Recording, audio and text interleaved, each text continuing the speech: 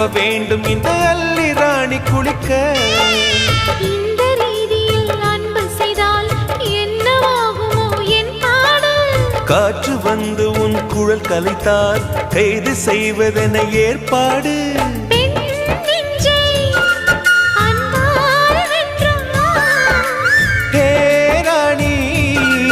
அந்த இந்திரலோகத்தில் நான் கொண்டு தருவேன் நாளொரு பூவீதம்.